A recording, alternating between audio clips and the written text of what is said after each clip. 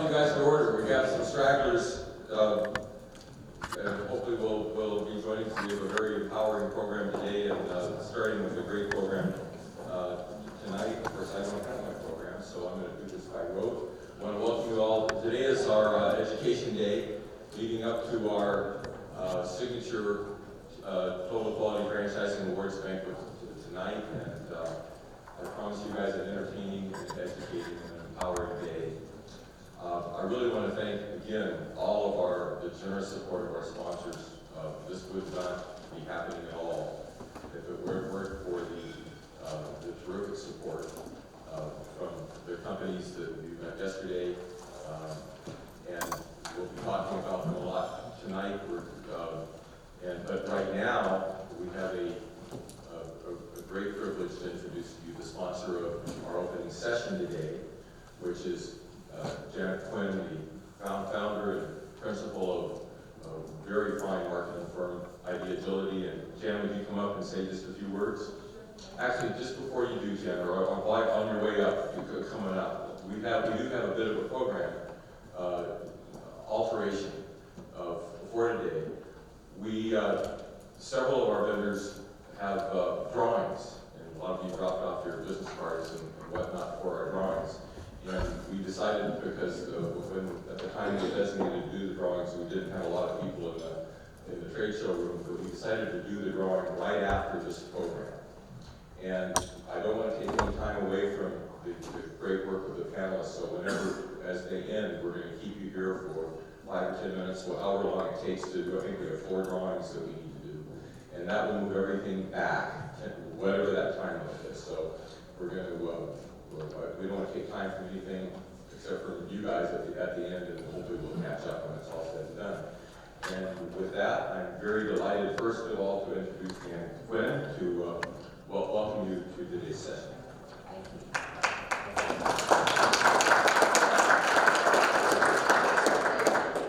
Good morning, I'm Jan, and it's great to meet you all.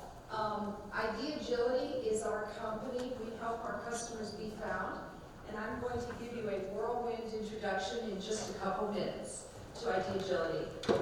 We launched nationally in 2011. Some of us have been working in the background on this for about a year. Our Director of Strategy is here today, Maria Oliveras, has been with us since the very beginning. So our mission from the very beginning was to provide the best, most transparent results and the best customer service that a small business owner can find anywhere on the planet. It's a pretty big goal, but we continue to work on that every day. We started the company, all of us coming from marketing and business. We had small business owners, freelancers, people like myself who worked in advertising and communications their whole career. And we get asked all the time, why would you start a company to serve small business? Why weren't you going after the big fish? Well, in those years, it's true today, but even more true 5-6 years ago, in 2010 and 2011, we saw a niche that no one was serving. No one was taking care of the marketing needs of the small business owner. And myself, having spent a career in advertising, we knew that small business owners weren't going to be on the Super Bowl. They weren't going to approve a $500,000 direct marketing campaign, but they needed foundational services. They needed the very basics of any business. Websites that could work, eventually that had to be mobile. They needed advertising that was measurable and transparent. Many of our franchises today have urgent needs online. They have customers in property damage, disaster, healthcare that are searching for them with an urgent problem to solve right now. So you needed advertising that could be proven to solve that problem. They need email to grow their customer base. So what we saw was that we could serve those things and serve them affordably. As part of our mission, we committed to playing the long game. We weren't trying to make the big kill that an advertising agency is looking for. We were looking to build relationships and work with our customers over years. It's been our privilege to be able to do that. We serve several franchise networks and several associations today. We've grown, you know, with hard work and guts. Every year we've been in charge of our business. I took over as a majority shareholder in 2013. Most fun I've ever had. My personal answer to why we chose small business is way more fun. Serving folks that don't just have their skin in the game, they probably have their mortgage in the game. They remind me of my dad. And it's just a lot more fun than serving juggernauts. So that's us, that's Idea Agility. More than anything, I look forward to getting to know more of you. I've had some great conversations, and I hope to have some more today and tomorrow. Thank you so much.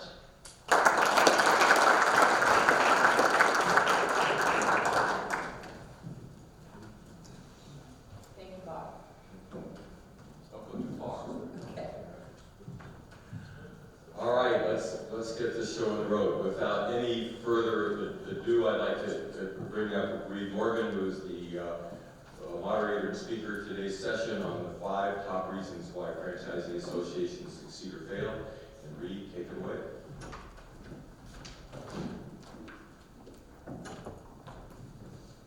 I'd like to ask the panelists to please join me on the stage and be seated.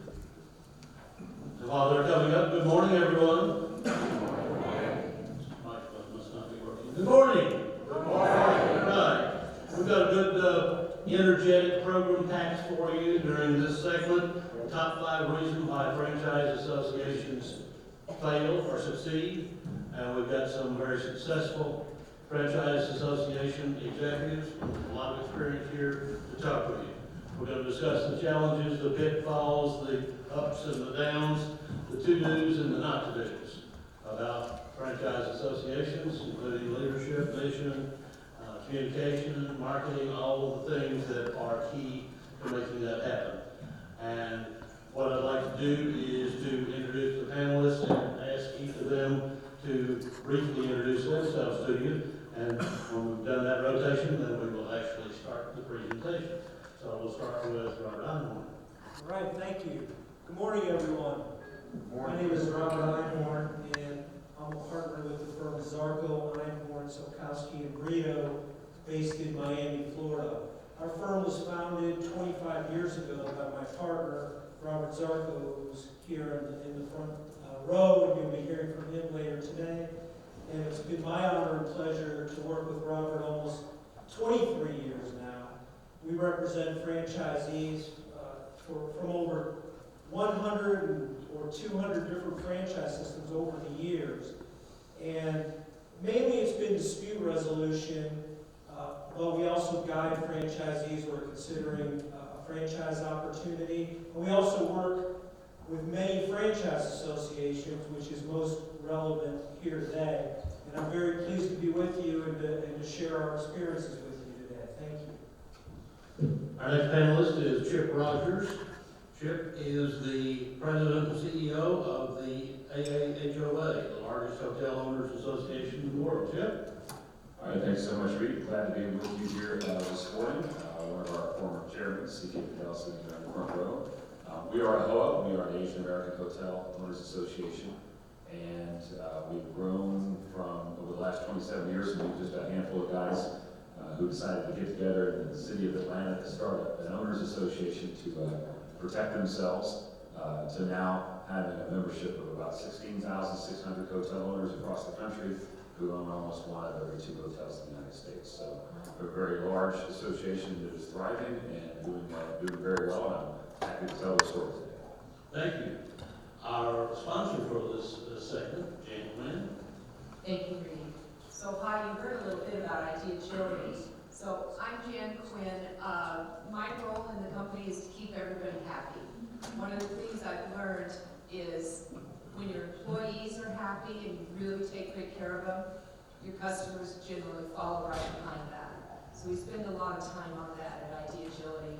On the personal front, I grew up in the Midwest, but I've lived in Portland, Oregon my whole adult life. We love Portland. My early career was high-tech, ad agencies. Some of my long client relationships include Microsoft, Adobe Software, Lucent Technologies, companies like that. I used to be designer when I was a kid, and perhaps the best project I ever produced, my husband and I, years ago, and my ex-husband for a long time, our two sons. They're in their mid-20s, and we're all still in Portland and have a terrific time there. So I am pretty steeped in the Northwest and privileged to serve customers all over the United States. Thanks, Jen. And finally, but not last, my partner in crime, fellow B&I franchisee, David Alexander. So good morning. Happy to see everybody here today, all your smiling faces. I want to talk a little bit about leadership today, actually, and I will tell you, one of the keys to leadership is getting, especially in association, really anything, I guess, is getting an awesome vice president like Reed Morgan that can catch every ball that I drop as the president of the association. So Reed, thank you for all that you do. I am a B&I franchisee. I've actually owned B&I franchises now for, I think, going on 19 years at this point. I'm also somewhat of a serial entrepreneur. I've owned a number of different businesses over the years, and I'm also currently the president of a training company called High Achievers, where we help business owners go to the next level. So really my whole career is about helping businesses just reach that next level of success, be that through B&I or other business interests. Thank you. Thanks to each of you. Our topic for today, 5 reasons why franchise associations succeed or fail. This panel has a wealth of experience in that, and our discussion with you today is that, a discussion, not a presentation. So I want to encourage your interaction, encourage your questions. Do we have a floor mic, a wireless floor mic? We don't, I'll send one out. So if you have a question, give each presenter a few minutes to make their points, and then they'll ask for your questions. We'll be happy to dialogue, and we'll move along so each gets their fair and equal amount of time. We're going to start with Robert Einhorn, who is going to tackle the concept of the mission of the Franchise Association, what it's going to do or not do based on what your mission is. Thank you, Reed. In approaching this topic, what we all did was we tried to look at what are the elements of a franchise association. And we identified 5 elements. A mission, which is critical, organization and leadership, resources to maintain the association on an ongoing basis, which ties into continuity and ongoing value so the association can sustain itself. And then the critical element of communications. Communications with membership and communications with the franchisor. And so each of us is going to be looking at a different one of those elements. My topic is mission. You have a very strong group panel here made up of people that have had great success with franchise associations. You're going to hear from them. I come at it from a little different view because I've seen success and I've also seen failure in working with franchise associations. It's very difficult to create a franchise association, and then once it's created, it's very difficult to sustain it. And so when you look at mission, it is critical that the association have a clear mission that's not just focused on one issue. And a lot of associations happen to form because there's some crisis. And it's the crisis which is the triggering event that causes people to come together and create a franchise association. And it's unfortunate that that's the way it seems to work, but that's what often happens. But if the association's mission is based on that crisis, then it's going to be of limited duration, limited utility, and so the crisis cannot define the association. You're going to have difficulty attracting membership if it's just based on crisis, because frankly some people want to avoid conflict, and they don't want to be in an adversarial situation, and they don't want to focus on negativity. And so if the mission is based on crisis, there's going to be problems even getting membership. And of course, you won't have the sustainability once the crisis is over. And so now you won't have an association to face the next crisis. You most need that association.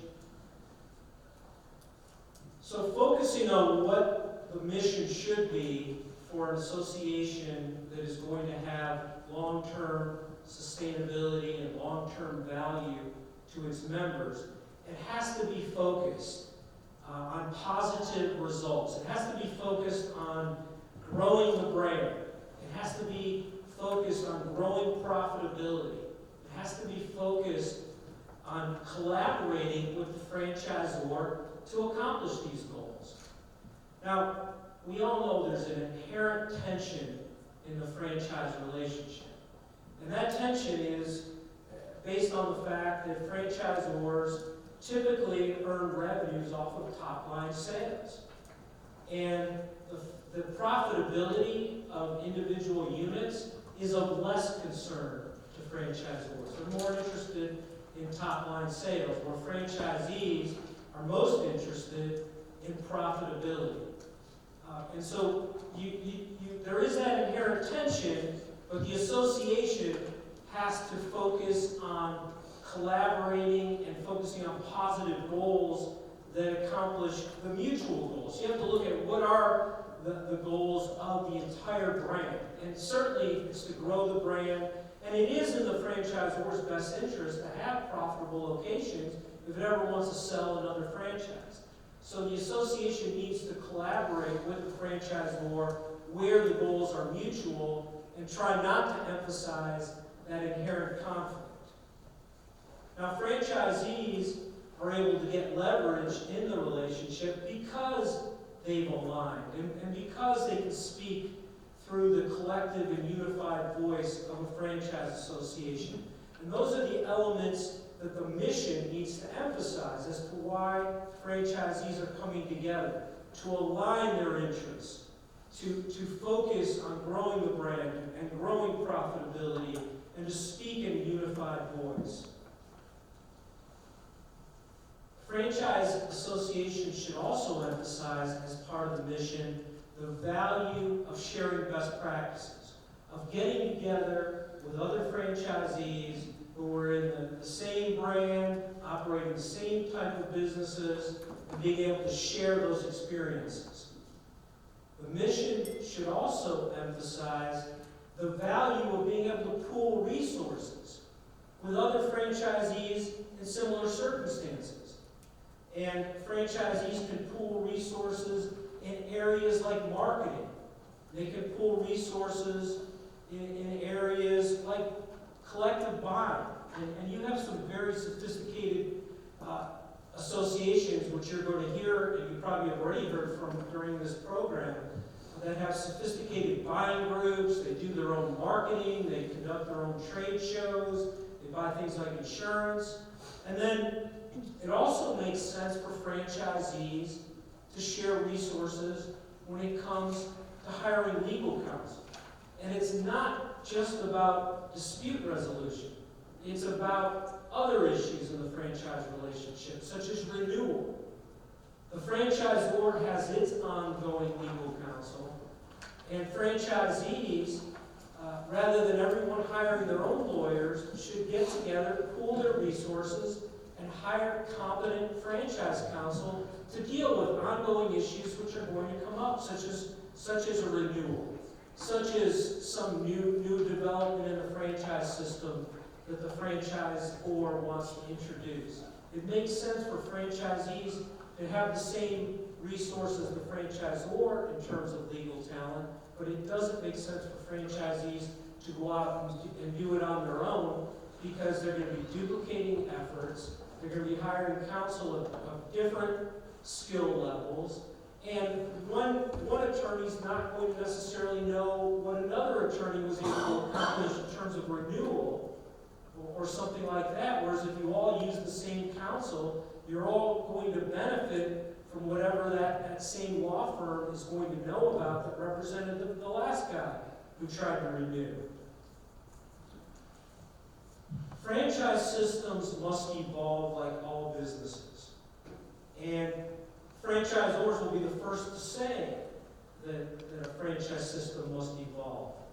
And associations are the vehicle for franchisees as important stakeholders to have a seat at the table when changes are being implemented in the system, and to speak about those changes amongst themselves, and to be able to present a unified voice to the franchisor as to how the franchisees best see those changes being implemented. And the mission statement of your association should focus on that valuable input that you can give to a franchisor, and the valuable resource that you bring to the table by sharing your collective resources, collective efforts to understand the business perhaps better than the franchisor, and be in the best position to have input into those changes. Astute franchisors will recognize the value that an association brings. And the franchisor will actually use the association to its benefit. Rather than as a franchisor implementing changes unilaterally and trying to ram it down the throats of franchisees, an astute franchisor is going to approach change by speaking to the leaders of the association, getting their input, and hopefully getting the association's buy-in. So the association will first vouch for and accept the change. And if the franchisor does that, it's going to be much easier to implement changes in the system. Please. So what questions do you have, Robert, or comments about this? Yes, sir. I can be loud. So the only thing that I want to echo what you said, Robert, and I would say to people, make sure that your mission statement has flexibility in it, and I don't mean flexibility to change, but that you can define it different ways, because the one point that Robert didn't touch on is one of the great protections, I think, as many people in this room know, is the franchisee association as the aggressor with the franchisor, rather than individuals. You can take cover. And one of the criteria under the law of the franchisee association being a plaintiff, for instance, or a claimant in an action, is that there's only 3 things the association has to do to step into that role. But number 1 is that it's part of the mission of the association. And so some sentence about the association advocating for the rights of the franchisees. I know that, and I walk this balance every day. Robert talked about the, not being threatening and supporting the brand, and I agree with absolutely all of that, because you need the very first thing the franchisor reads when he's trying to figure out, he or she's trying to figure out whether or not you're a threat, is what that mission statement says. But you do have to have some ability to say, well, what we meant by that is if we have to go after the franchisor, we can. Because absent that statement in your mission statement, the association actually can't be a plaintiff or a claimant. So draft it in such a way that you have the flexibility to make that claim if you have it. Yeah, I agree with that, Ron, and I also agree with the point you made, which is that associations actually serve as cover for individual franchisees. And when issues like retaliation come up, it's much more difficult for a franchisor to retaliate against an entire association or even leaders in the association, because the association is there to protect the individuals, and that should be part of the value that an association brings, as opposed to what franchisors can much more easily do, and that's pick off individual franchisees. Yeah. How do we decide who to get behind? We've got members, and then one member has an issue, and how do we decide who to get behind, as far as supporting them financially? I think you have to look at the issue and determine as an association whether it's an issue that will impact all the members or a majority of the members, or is it some isolated issue because that franchisee has some unique problem. So I think that's the way you need to approach it, is this a collective issue or not? Because you don't want franchisees to be taking advantage of the association, and just because they're troublemakers trying to get the association to help them and pay their legal bills or whatever the case may be. So I think that's the right approach, is to measure how collective the issue is. And would you put that in your mission statement? I don't think the mission statement needs to be overly detailed. I think, as Rob suggested, it can just be, advocating for the best interests of the franchisees and just some broad, neutral proclamations. And I think you'll leave yourself a lot of the flexibility that you need. Okay, over here, and then David. Can I add to that? Okay, go ahead. So just a couple other thoughts. We, as an association, had a lot of challenges so far. And what we've done is we have Opportunities and Issues Committee, and so we make that very well known to our members. And so members take their challenges to that committee. And once that committee reviews those challenges, at that point, if it's a system-wide issue, going back to exactly what you just said, then we refer that over to our investment trust. Some associations call that the legal trust. And so we have trustees that manage the money that we have. And then those trustees will decide if this is in fact something we may need to engage counsel on, or are there other ways to resolve the issue and support the franchisee. So we've developed pretty quickly a fairly sophisticated system to rank, prioritize those issues. Three quick comment. Just one thing to add. One thing your communications can really help with. Once you make those determinations, we made some of those determinations through surveying our members to determine how widely these issues were spread. One important part of that is to share back with the members transparently why you made those decisions and what really was impacting members, and even to do it in a way that you wanted the franchisor to read it too. It helped even the people who were not getting that issue further. It helped them understand where the biggest bang lie. Got time for one more question on this topic, and then we'll move to You the next. mentioned that there were some pretty astute franchisors that actively engaged the association when making decisions. Who are they, and how are they driving success across the system?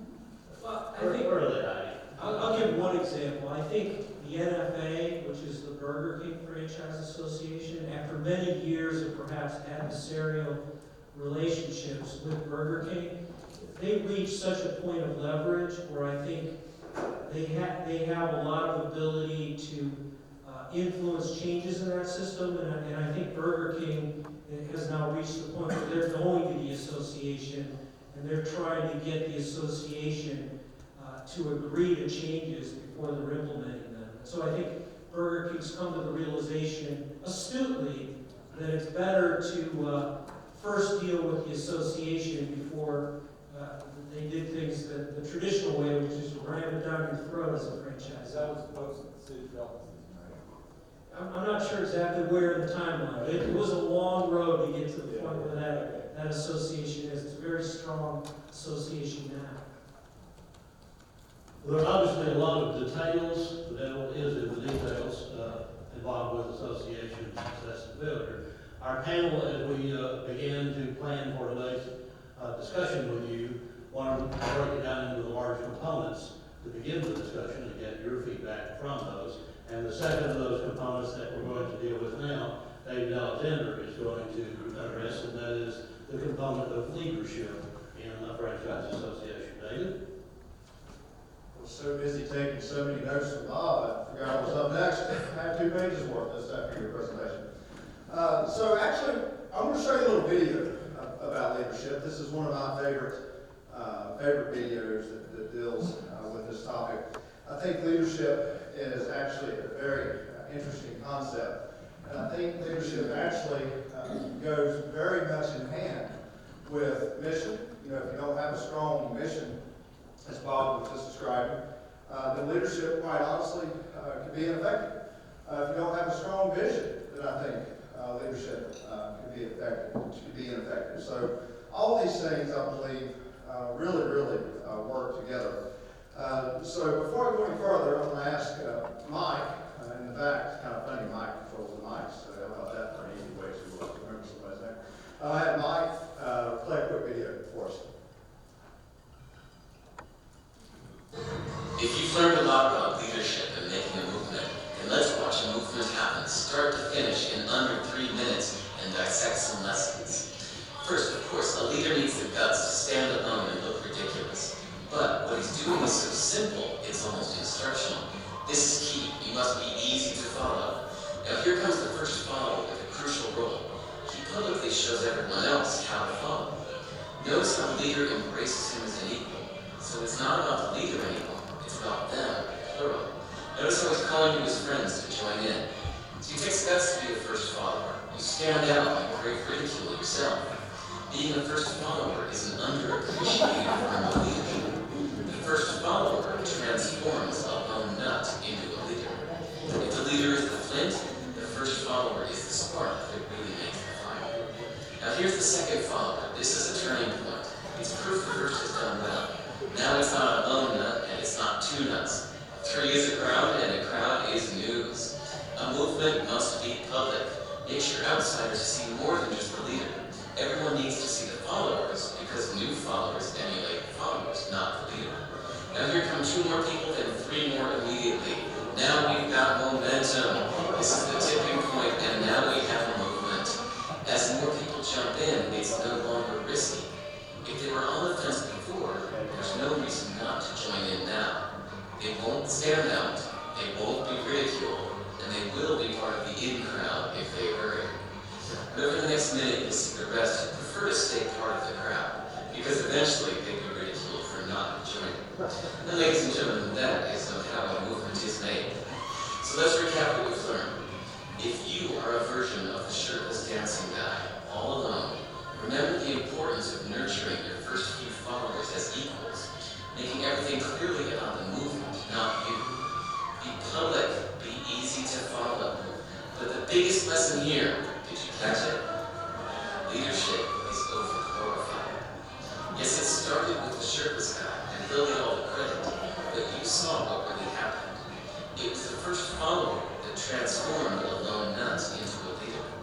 There's no movement without the first follower. See, we're told we all need to be leaders, but that would be really ineffective. The best way to make a movement, if you really care, is to courageously follow and show others how to follow. When you find a lone nut doing something great, have the guts to be the first person to stand up and join in.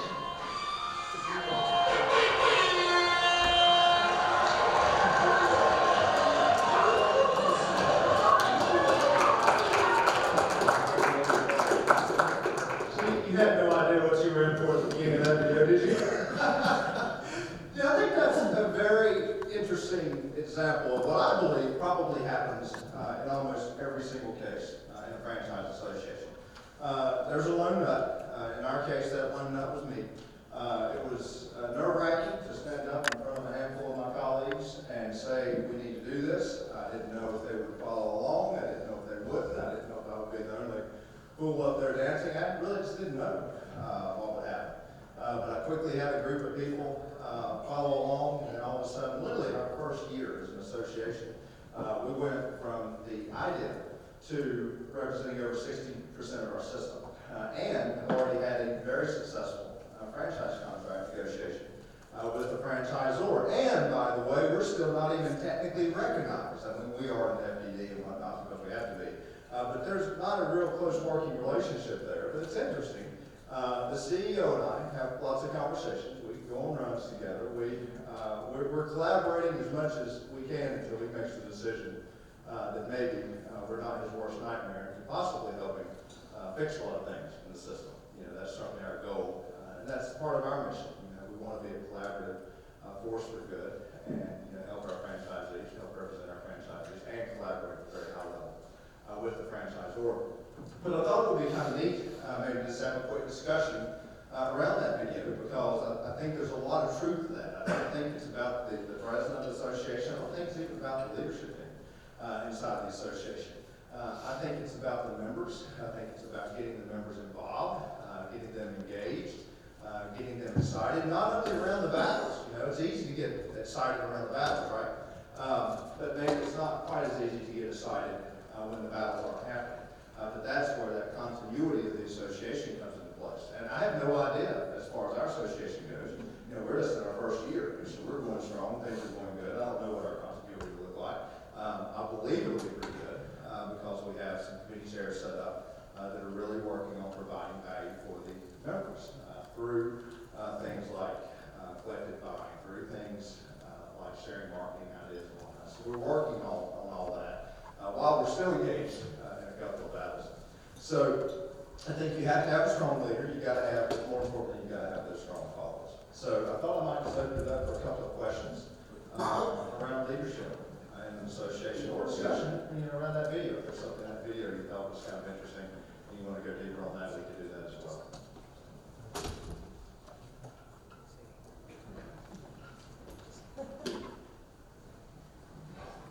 First of all, I'd love to know what they were smoking. I have no idea. As far as figuring out the committee chairs, as far as what each committee, is responsible for, do you have any guidance on, how many you want on your committee and what the functions are? Yes, so that's actually something I would, are you guys affiliated with the AAFD? Okay, that's something I would actually take to them. They have guidelines around all that, what the committee chairs do, functions of committee chairs. And basically what we did, we looked at the committee chairs that they have, and then we emulated that. And how we did it is, for example, the committee chair on marketing just happens to have a marketing degree. The committee chair on strategic alliances just happens to do that in their prior career. So literally, as we kind of looked at the chairs, we looked within our system. And interestingly, that even helped us recruit a couple of members, I think, because we talked with people that we knew had that strength in their background and asked them to step into those roles. And they've done very well. And as far as the officers in our association go, and our board, we just try to support those people in their roles. Every single board meeting, we put out a call for help because we want everybody engaged. We want as much engagement as possible. And so the committee chairs right now, because we're still very young as an association, so the committee chairs right now are really actively working on getting people involved in their committees, delegating more out. Because if everybody does a little bit, we'll get a lot done. We don't want it to all fall in the chairs. We don't want it to all fall on our officers. I certainly don't want it to all fall on me. So we're very active in trying to get people engaged. Did that answer your question? Yes, thank you. David, you might want to talk about the very first couple days of when people were getting together, and there weren't any selected designated people of who was doing what, and what the angst felt like in people's stomach. And go back to that time, I'm sure there's people in this audience that can appreciate some of that, because it's not a slam dunk from the get-go. And how different personalities floated to the top that was amiable enough to make the right decision at the right time. Yeah, that's a good point. Al, by the way, is a B&I franchisee, and he was there when I was a shirtless dancing guy going to do my presentation with a select group of people saying that we needed to do this. That was a very interesting time for us. I mentioned yesterday in one of my statements that I wish we had done this 10 years ago. Now that we've done it, I don't understand why we had such a fear around doing it. Because the fact is, an association truly should be collaborative. It truly should be there to support and grow the entire system. And I think part of our job is trying to turn this fear that we all have on its head. Because we're scared to death as an association, form an association. What's the franchise order going to do? Is there going to be retribution for the franchise order? Now the flip side is the franchisors are just as scared as we are. That we're going to form an association. So everybody's scared to death. And so it's almost like if there's a way to get new franchisors just to embrace this from the get-go, think how powerful that would be. Think how powerful those systems would be. But you gotta work through them. You gotta ask people to help. Quite honestly, when we started our association, there were a couple of people that I thought to myself, they were on like the list of they will never join and never be a part of this ever. And then they were like the most active people from the get-go. Just kind of, some of you sit in the front row, you probably know what I'm talking about. And then there's others who we thought would be completely all in, and they think it's a union and don't want to have anything to do with it. It's just really interesting how all that plays out. And one of the things I'll warn you too, and this is something I've had to get comfortable with, there will be franchisees in our system that will just never be a part of this. For whatever reason. Maybe it's apathy, maybe it's, we actually heard one person say, well, you don't need to join that, they're going to do all the work for us all. That made me really happy, by the way. Yeah. That was a very powerful statement. But you're gonna have folks like that, and that's okay. You know, you can't get hung up, you know, over those types of obstacles. David? By the way, I was one of those people that didn't think would be all in. And I wasn't going to throw you out, by the way, but now that you said it. I wonder if you could share the magic of pretty much the confidence and the decision to be all in financially to charter before we even had the numbers of members to make that easy. Yeah, that's actually really an interesting thing to point out. We may have possibly had a little easier go of forming our association than most. We actually still do actually, a group of franchisees who meet together, work together, help grow each other's businesses, and we've met together and worked together separately for years. And it was that group of people actually that kind of initiated this, and that group of people actually made the decision to go ahead and fund our association fully right from the get-go. Bob has said many times that we're one of the few associations that literally chartered and became active with AAFD overnight, and that was literally quite true. I mean, we sent all the funds necessary to get our charter practically before we had our first member, just because we wanted to get there. We didn't want to go through a year-long formation period. We wanted to get there very quickly, get ourselves organized, so that we can promote it effectively to our groups.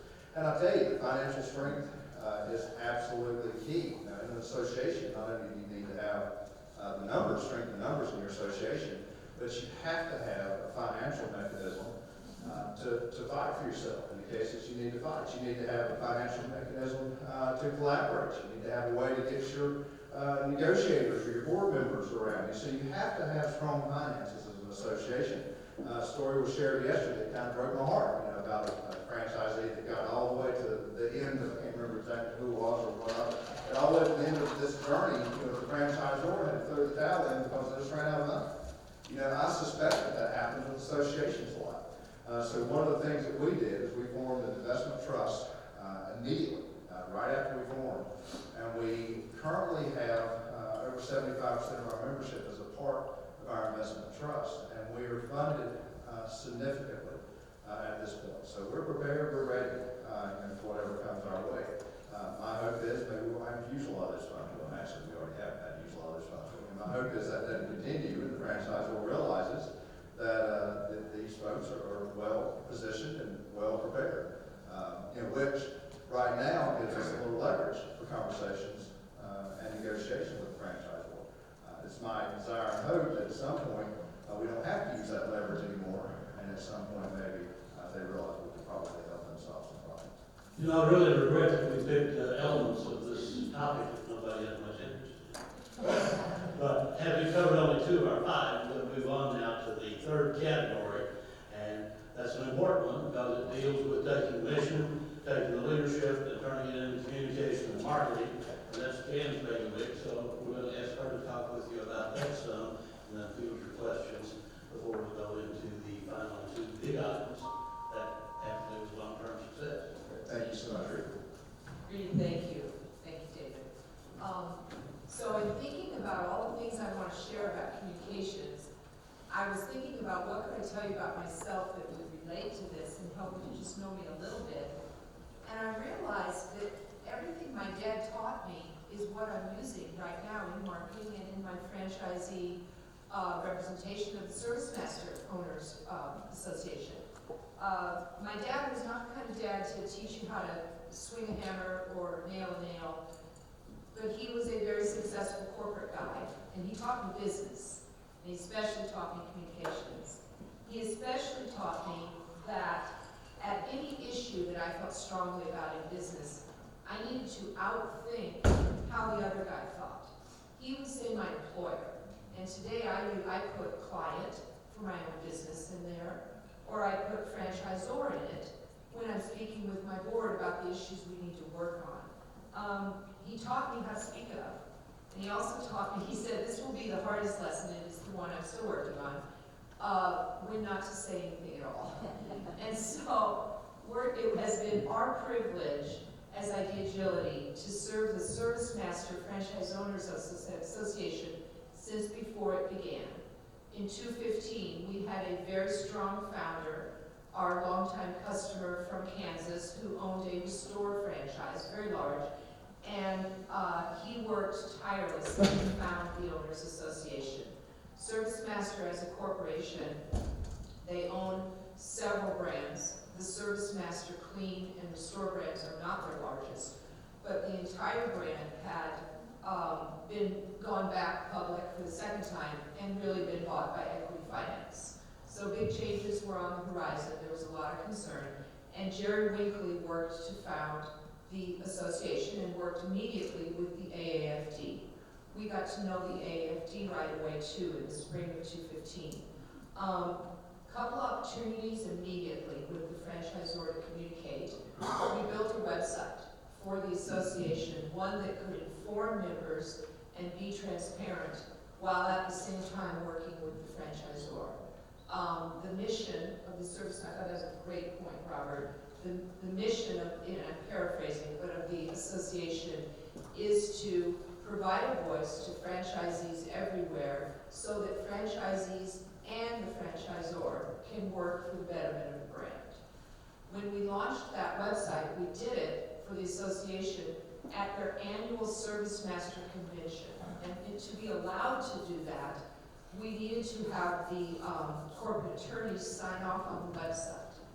And it blew them away that we sat live with their counsel and the attorney on the phone and having had his input already. And any little change they needed, we made it live. Maria, our director of ops, and I were sitting there around the table with them, and the website that we were going to promote at the Franchisors Convention and get a ton of members that way, explain our story there, we made sure the franchisor was bought in right then. It shocked them a bunch.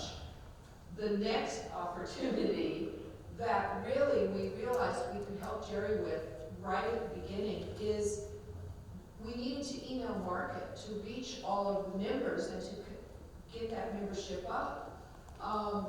The original board each had a little list here or a little list there, but working with a professional marketing group like ours, who had served these franchise owners as their marketing partner for years, we not only had our own lists, we could build lists. And we could do that professionally in ways that our busy owners and board members can't. So from the very beginning of our association, ID Agility has been responsible for building what we call the prospect list. Where are all those owners across the United States? And really, how can we score those lists to understand who are the biggest franchisees? So we began from the beginning to stay in touch with email, to keep the list separate, and to produce transparent data so we could understand who was responding and who needed to be contacted and so forth. Once we started getting the word out, over about the first year and a half or so, something kind of ironic happened. I think some of you have already experienced this in your own associations. The Service Master Owners Association had tremendous success. They negotiated some very big issues, and they won some big concessions. They dramatically decreased renewal fees.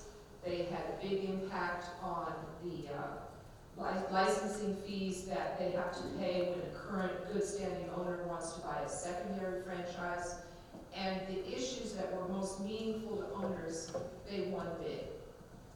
They were so happy. They felt like they went back to sort of the pitfall. Well, clearly, all we need now is word of mouth because our owners really get it, that this stuff is really important. So we sent a few emails from letters from the president explaining what these successes were, and then the board went kind of quiet, and guess what? That huge membership we built began to drop off. So late last year and this year, we had a new board come in. Michael Demeter is here. He's our president of the Service Master Franchise Owners Association. And our treasurer, Mike Mack, is here. I think you'll hear from Mike in a little bit. One of the things the new board was committed to was re-engaging members and really over-communicating with them. I personally give a lot of credit to Mike, who became our liaison. So as the communications partner, he vowed to be the one liaison that can keep us on track. And really our job is to offload our board members from the big burden of having to communicate with such a large base of people. They're all busy, of course, running their businesses. So this year, at the very first year, we started with a communications plan. We went back to basics so that in that plan, we could agree up front with the board, how often are we going to communicate? What are the topics that right now, at least in the beginning of the year, are the most important to our owners? And where can we use our partner ID agility to not just offload the execution, but even to do the ghostwriting and to help the board member who could just give us a little bit of a flavor of what he wanted. We could pop out a quick draft and make sure he approved it, and then go ahead and execute the campaign. So those things have been really helpful this year. I wanted to be sure too that the issues of transparency, when you asked how can you be sure that members know, or that you decide as a board on the right issue, I mentioned it quickly, but what we've discovered with our members is they do want quite a bit more than just to have their own issue solved. They want transparency. They just want to hear from the board. And they want to know why decisions are made. They also, in many, many cases, like almost any business, whether it's a franchisee association or it's a high-tech company, there's a very small part of our owners or of the customers of any business, maybe 20–30%, that make a large lion's share of the profits. And that is certainly true in the Service Master Franchisee Association. So helping our smaller members learn from some of the biggest franchisees in the United States is one of the things we consistently get back, that they want to hear. And we're still learning on that because they're all busy owners, they've got day jobs. But we're exploring and learning ways we can do more with that to make them feel involved and to feel like they're not just giving money for a legal battle, but that they are succeeding even in their businesses with the new software that comes out, the big issues that are impacting their operations. One last comment I want to make and then open it up for questions. Mark, you mentioned yesterday that you are really challenged because your franchisor is kind of building a wall where you have to work through their own volunteer committee of owners. Service Master has dealt with that very effectively. I've been very impressed with Mike and how he's helped us stay brand positive. The Service Master organization, the franchisor, they have a National Franchise Council, is what it's called. They they are an independent group of advisors. They do not have any authority, but they are independent franchisees who meet with the franchisor and get early knowledge of everything coming down the pipe that's going to change. And they advise and try hard to work with them to make them happy, but ultimately they don't have authority. Well, after all those big legal wins, Service Master got much stricter and told our association, you can only work with the National Franchise Council. You can't even contact us, literally. You have to work with the council. Mike and Michael and the board were quite savvy about that. They didn't even blink. They said, okay. And that's what we do. One of the strategies is to recruit the National Franchise Council members of the franchisees around the council and make sure we have as many of them on board as we possibly can. It's also just to build relationships with them.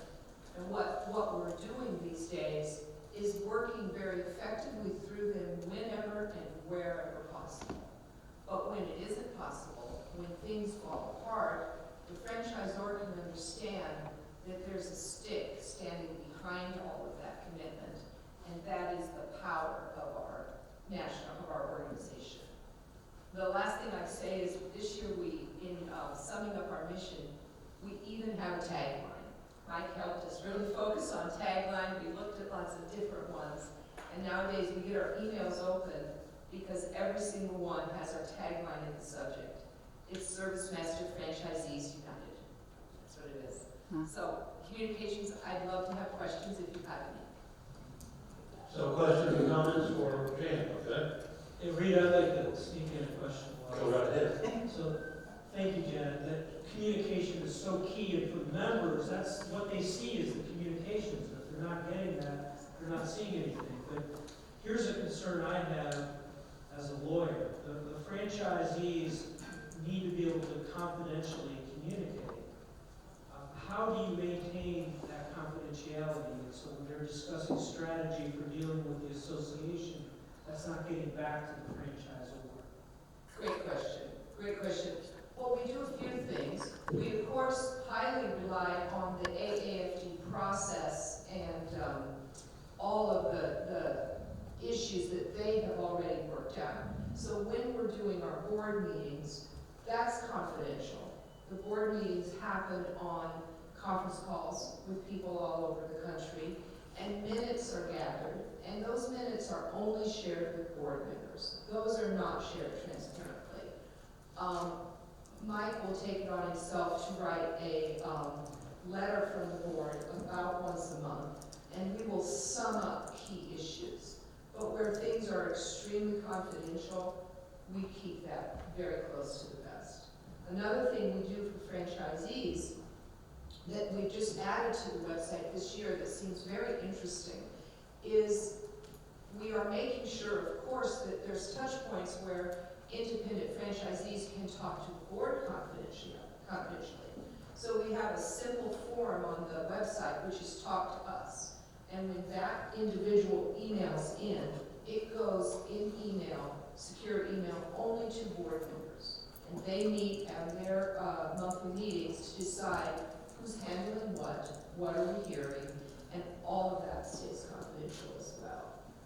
One of the biggest challenges, as I'm sure you guys have too, is there are franchise owners around the country who have issues that you will never solve. That you have members who will never be willing to be brand positive, or what Robert calls total quality franchising. They really are just dying to have a forum to get out there and fight. And those things won't work. So we can help those folks in confidentially, we can at least chat with them and help them understand the whys behind what we will and will not take on. And we make sure, and I'm speaking for my board here, I hope that's all right, but my understanding and the way we communicated all this, we will try very hard to help that individual understand, but ultimately his issues will stay confidential with the board through all our communications mechanisms, and that kind of, distress will not be shared publicly. Is that fair? Absolutely. Thank you. Janet, question. Can you share with us your website address so we can go and look at your website? Or if there's any other websites that you've done that we can look at to see how the franchise? Of course not. Sure. May I just say, this is clearly the smartest question of the day. Thank you for asking. Our website is our company name, ideagility.com. And Mike Mack is Service Master of Seattle, Maria, right? SM of Seattle? Yeah. That's another, another website you can look at. Furniture Medic. So does each franchise have, do franchisees have different websites? Yes. Does the association, does any, like, we as the BNI Association wanted to have a website to communicate with the other franchisees? Yes, ma'am. Do you have that? Of course. So the Service Master Franchise Owners Association, their website that we built and maintain is smfoa, their initials, .org. And, right. And just a small aside too, one thing we've been able to do there is use that as PR with your franchisor.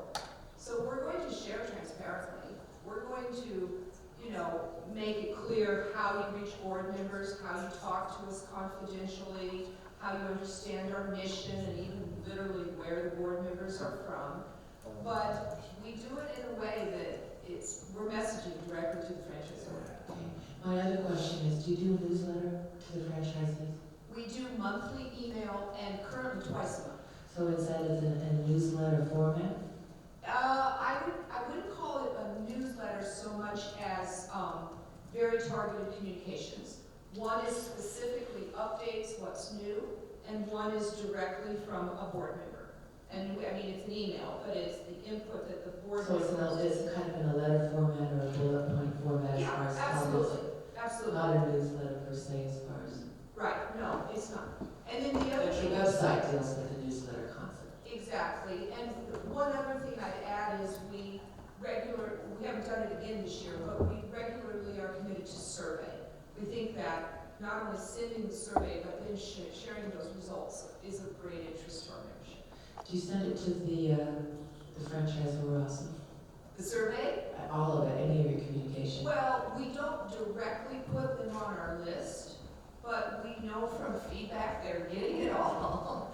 So, yeah. Okay, got time for one more quick question, and then move to the next topic. So that website, rolling it out at their conference, I think is a wonderful idea. Our situation, the franchisor says that they don't recognize our association, although we are listed on the FDD. Were you guys recognized, the service master, when you were able to do that, or how did you guys get that done? It's my understanding, yes, and I'm certainly not the legal mind, but we worked with W. Michael Garner's group, was the original legal fund. And so we had to both be registered with the AAFD and follow all of that. That was all done in the spring of 2015. And then in order to be recognized at the conference, there was an agreement that between our founder, Jerry Winkley, and the head counsel for Service Master, that they would negotiate everything that could and could not be said. And we agreed to do that because we were going to have thousands of prospects walk by in person. And that's why we did it. So yes, we are recognized. It doesn't mean, and then also one of the big changes that continues to happen is continual management change. As the franchisor has a management, how they allow us to work changes pretty quickly. So I hope that answered it. So we got stair steps, we got mission, we got leadership, and then marketing and communication. Gee, what happens when you get organized, get started, and then get some momentum? You have to continue, and you have to convince people to renew. Chip Rogers has a lot of experience here, and is going to bring his wisdom to bear and share with you. We need to schedule so we're done at 10 o'clock and we're going to try to get us back on board, okay? So I think we had some slides, but I don't have a clip. All right, so we have pillars, and I think this is critically important. If members don't know what you do and why you do it, they won't stay with you long. And if what you do and why you do it don't matter to them, they won't stay with you long. And so we stay on these four things constantly. Now, one of the great, challenges once you get to be an association of our size, or frankly, I would say any size or any business, is making decisions based on something other than data. We have 16,655 members. They all have an idea how we can do things better. They all have a story to tell. They all have anecdotes to share with us. If you get caught governing your franchise association by listening to the last guy that talked to you, soon you won't be an association. You have to survey your members.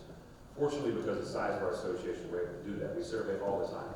So I get people coming up giving me stories everywhere I go. Now we're a high-touch association. Last year we hosted over 150 events for our members. So basically every other day we're having an event, a whole event somewhere in the United States. I go to a lot of those meetings, not 150, but at least close to half of them.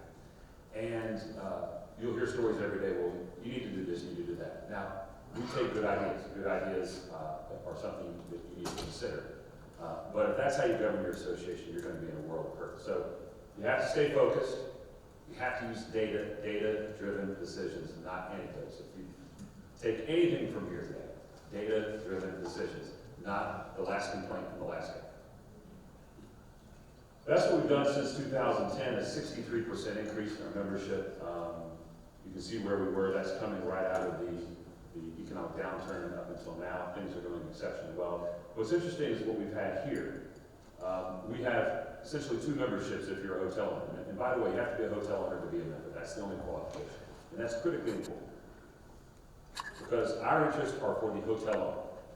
Not for the hotel owner's life outside of being an owner, but being a hotel owner. If you're an owner, you should probably join us. There's no other association that is anywhere near our size. And I think our success has been focusing on what the owners want. We have a mission statement, which is to be the recognized voice of America's hotel owners. I think we're probably fairly close to that. But what do you do once you're the voice? What does that voice mean? How does that turn into something positive for your members? So we have kind of a sub-mission statement, which is to help our members make money, save money, and protect their investments. And everything we do, every investment we make, every event we have, we focus it on, is it doing one of those three things? Because if it's not doing one of those three things, then we're taking away from what our members expect that we do. You can get drawn a lot of different directions, again, a lot of times based on the last story that the last guy told you. But if the actions you're taking, the investments you're making, aren't there to help your money, in our case, your members make money, save money, and protect their investments, eventually you're going to lose members because they're in your association, in our case, because they're a hotel owner.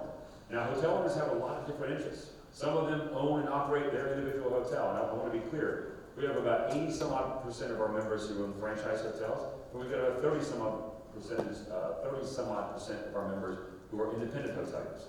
So our unifying theme is not the franchisee-franchisor relationship. Our unifying theme is hotel ownership. And it just so happens that the vast majority are franchisees. That is a critical component when we're thinking about ways to help them make money, save money, and protect their investment. But I've got a few thousand members that are also independent owners, and they're looking at their bottom line too. So we have to make sure that we stay strictly focused on those things. But what I was mentioning here, we have two memberships.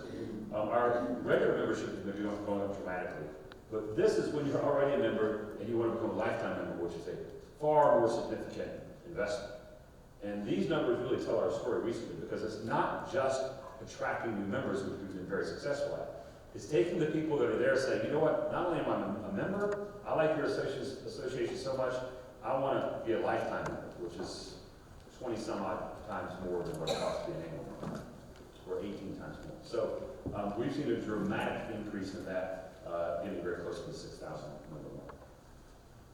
Oh, that's not it. So I just wanted to show you those particular slides, but the key to our success, and our success is not necessarily going to be the key to your success, but the key to our success is number one, to have buy-in from your members, to have an involvement with your members, to have a team. When I say team, that includes my board, which we have a 34-member board.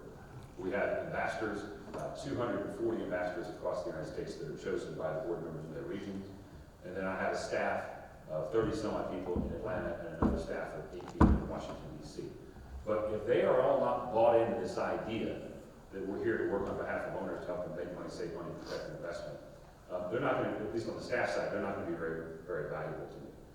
One of the first things I did when I took over as president is I was committed to changing this entire culture. And our old culture was, there's nothing wrong with it, it's just not the way I could lead and not where I thought we would need to go to that next level of success. The old culture was that you are a committed staff member and that you work 8:30 to 5:30 every day and you have your hour off for lunch. So every person that I've hired, and of course I had to fire some people, I said, look, we're a team. And I coach a lot of basketball, and I use this analogy all the time. If my point guard says it's not my role to rebound because I'm the point guard, the ball falls right in front of them, they don't grab the rebound because they say it's not my job, they're going to be on the bench. If you believe that being on my team says that you do what I told you in your job description, but if something else pops up, you don't do it because it's not in your job description, you're not going to be on my team any longer. If you believe that the minute you go home from work and I call you at 7:30 at night that you don't need to answer the phone, you're not going to be on my team any longer. And actually it goes a little further than that. If you believe that I call you at 9:30 on a Saturday night and you don't get back to me till Monday morning, you're probably not gonna be on my team any longer. That may say harsh, or sound harsh. But that's our industry, that's our hotel industry. We don't have a guest who calls up, as CK or Kesh, our other former chairman sitting in the back there, calls up and says, hey, I got a problem with a towel, or I need some towels. You don't say, well, we'll get to that on Monday. I mean, that's not the way it works. So my team's not allowed to work that way either. But the flip side of that, in building that team, is to say, look, if you got, and I live in Atlanta, I don't know how many of you have been in and around Atlanta, particularly in the last 2 months since the bridge collapsed. Traffic is insane, almost as bad as Los Angeles. And so I tell all my team, look, if you got to schedule your life around getting here and not sitting in traffic for, sometimes I live 19 miles from my office, it can take an hour and 45 minutes. So if you need to schedule do it. If you got issues with your kids, take care of it. Whatever you need to do in your life to make sure that you're happy here and that you're working together for this mission, then do it. Now, I know all that sounds like staff management, but I want to tell you it's a critically important component of this.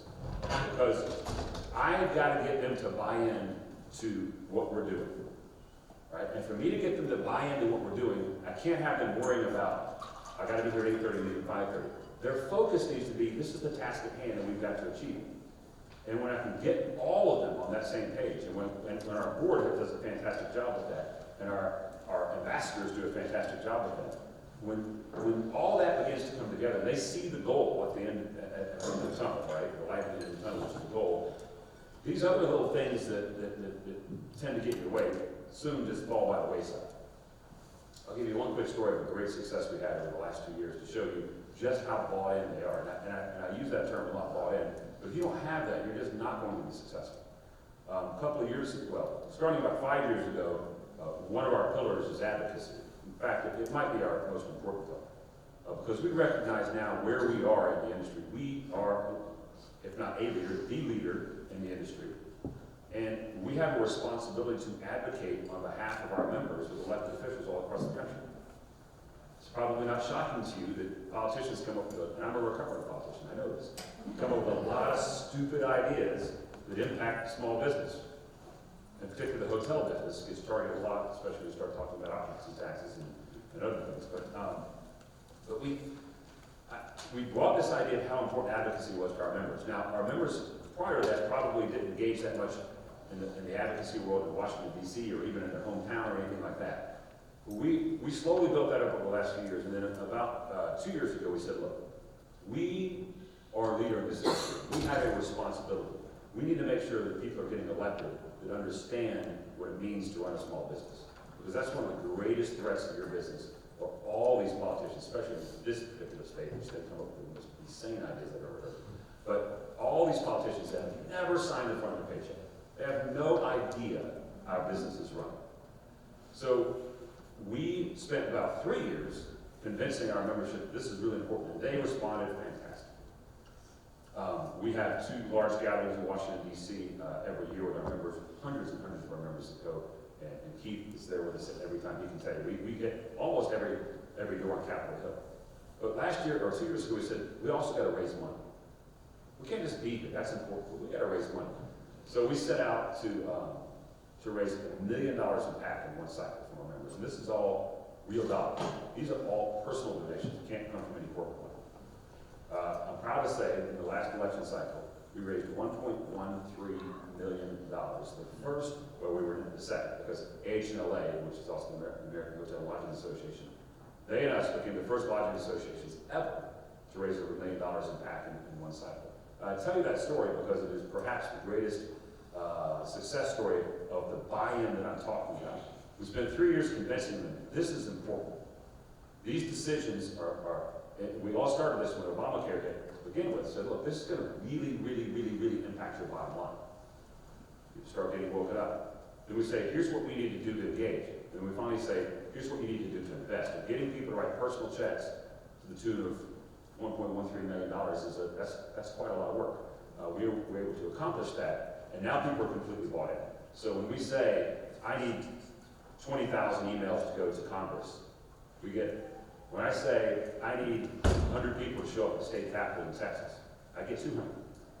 When I say in California here, 3 years ago, I'm on the CHNLA board, 3 years ago, I went to our annual day here on Capitol Hill in Sacramento, and I spoke to the group, and I said, how many people in here are HOA members? We had one table in the back of a room, about 200 people, that raised their hand.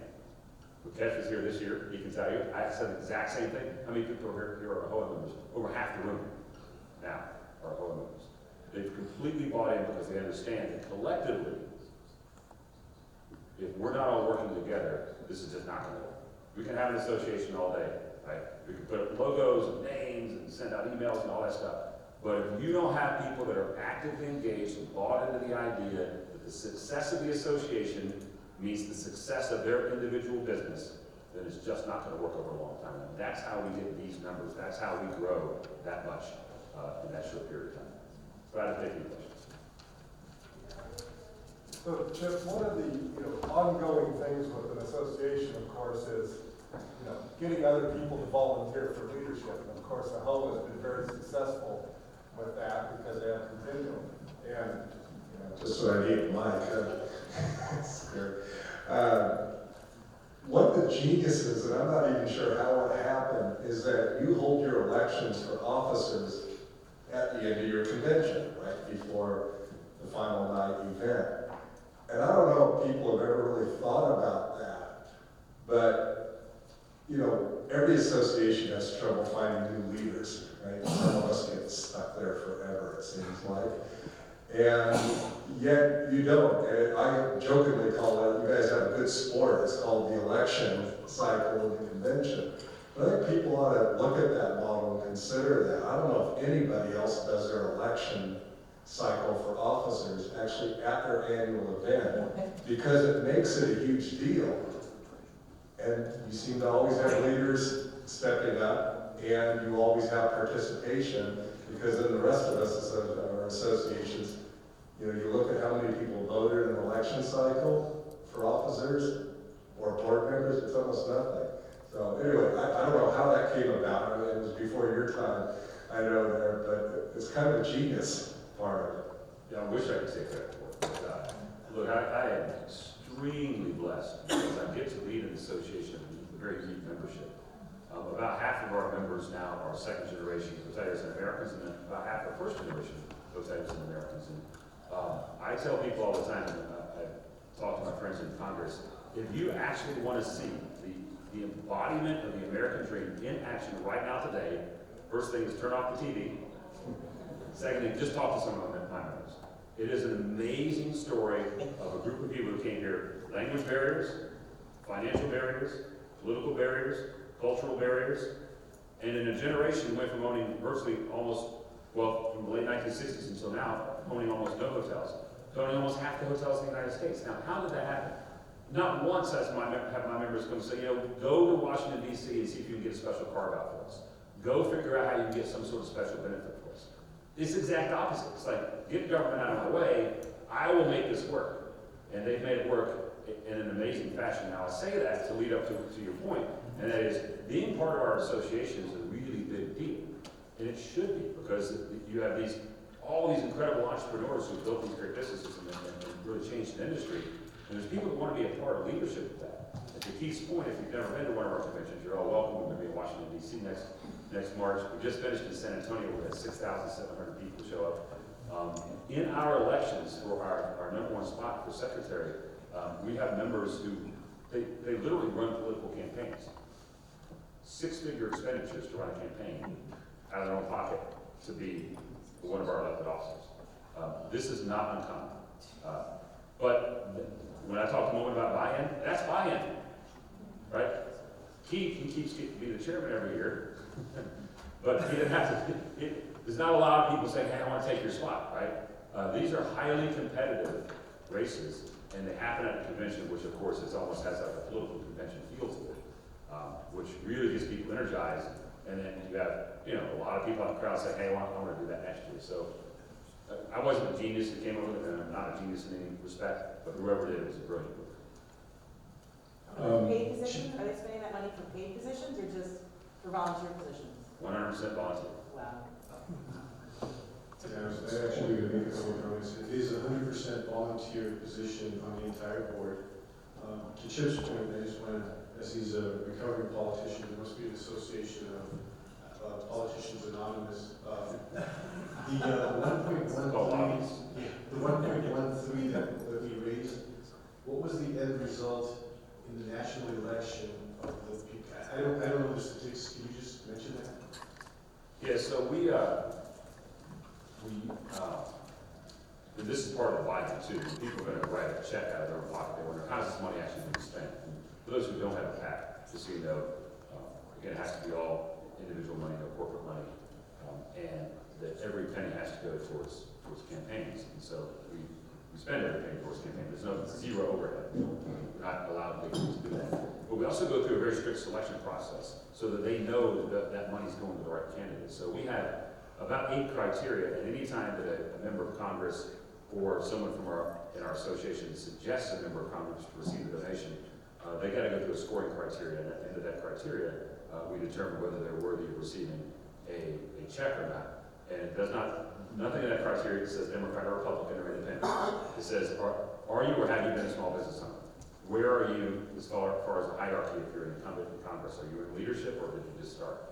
Are you in the majority or in the minority? Are you a chair or are you not a chair? Most importantly, what is your voting rate? That's second most important. What's your voting rate? Most important is, do they even have a chance to win, right? And so we look at tons of polling data to determine whether the person we're investing in even has an opportunity to win. Because I could take the greatest candidate of all time, but if he or she loses, I've just wasted my money.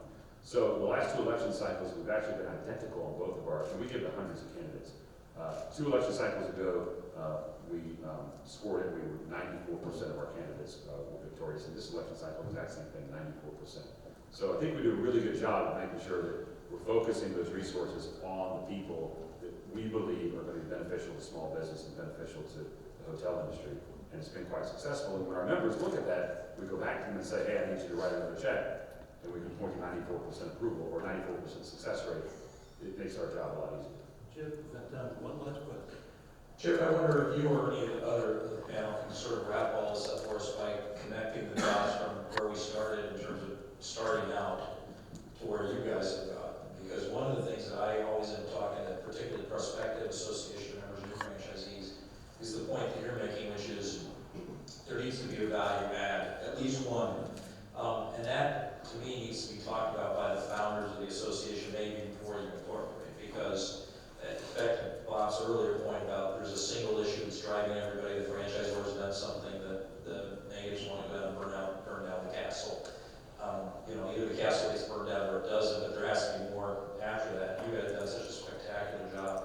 I wonder if you guys could sort of just tie this together in terms of what the value adds can be, when they should start being talked about, how you find out what your members or prospective members really want as your value adds, how do you pay for those value adds? I mean, to me, that's the biggest challenge of the long-term association, is to move from the formation period where we've got the greatest thinkers, guys like David who are brave to go out and do this, and we come up with a flexible mission statement, to 5 years later we're still around and still relevant.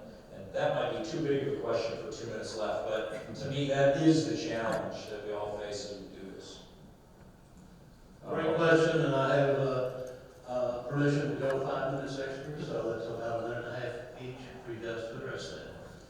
I'll yield the balance of my time to the other 3. I'll use 30 seconds of it to say that the initial point is exactly right. The formation of the association is based on a single issue or a single fight.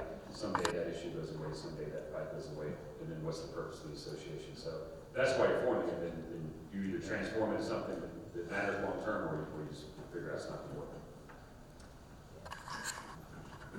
I think, Ron, that you need to come to meetings like this and hear from successful associations like Chip just described.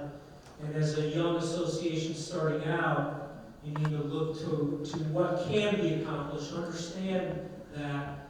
And I think what you need to do is take baby steps. You can't get to the HOA level in a short time, and you may never get there. So what you need to do is be realistic about what you can accomplish based on your size and your resources. And you need to set goals on on an annual basis, and pick 2 or 3 items and accomplish that, and focus on how that's bringing value to your membership, and communicate that to your membership, and all the pointers that we heard during this session, and I'm sure throughout this conference. You just need to be realistic, but keep all these good points in mind. Ron, I think as all the members shared, there was some of the elements of that answer already shared. Certainly, Robert, you talked about making sure that members can learn from each other, making sure that you can consider not just collective bargaining, but collective buying. And ultimately, I have just one to add. Ultimately, Chip, when you're worried about whether every single issue you take on is going to impact your members, either the bottom line or the long-term value of your investment and so forth, I think everything Service Master is doing today is very focused on that. And maybe one area we haven't talked about is your ability to get sponsors. That's another thing the association did right in the beginning, is they realized that gathering the base very quickly would mean that the vendors that they were all dedicated to, their suppliers for all different things, would be willing to chip in sponsor dollars for the actual franchisee association. And we're only at the beginning of that, but we've been very successful with that. I also represent some associations outside of the franchise world, and we've been amazed what sponsors are willing to do just to have access to those members. So it's one more way you can fund your initiatives. So Ron, I probably don't have any answers to that question. You know, we're kind of figuring this out as we go. However, I'll share some thoughts with you. One of the things that we've done really from the get-go is, you know, and I have like many records of this, we have reached out collaboratively, we have tried to speak collaboratively with the franchisor, we, you know, are focusing on the value that we can provide. And, you know, full disclosure, we did start due to a major issue. But we did realize early on that we'd have to carry on, you know, beyond that issue. And I think part of what the board has to do, part of what the leadership of the association has to do, we have to balance, you know, the people that are saber rattling and want to be off with their heads with the people that want to do nothing. You know, we have to have a moderate path down the middle to get stuff done. And I'll also share with you, you know, I think I'm maybe 4 pages of notes up here now. That's one of the reasons I like doing things like this. We're going to, where I'm going to start the process anyways, really working on our mission statement as an association. You know, based on a lot of what Bob said earlier, you know, we need to really, and some of your comments, you know, we need to really work on that mission, you know, so that we have the long-term impact that we want to have. And I'm also very excited, Chip, I actually live in Atlanta as well. And in all my spare time, I think I'm going to apply for an internship at HOA, so I can maybe learn, you know, how to do this when we grow up. So I want to thank the panelists for making my job as moderator an easy and a fun one. I want to thank Jan for Ideology sponsoring this session. And I want to tell you how important the topic is that we're dealing with. And I'll call attention to Robert's closing statement that it's about baby steps. So after Bob Perlin comes to do the door prize drawing, and after you take a break, the baby steps begin, because the next session is a continuation of this. It's a drill down on the basics. Association nuts and bolts. Recruiting, retaining, involving members, funding, benefits, and keeping your association thriving. That group of panelists will do the deep dive on the subjects that this group talked about from a 10,000 foot level. So thank you very much, and thank you for participating.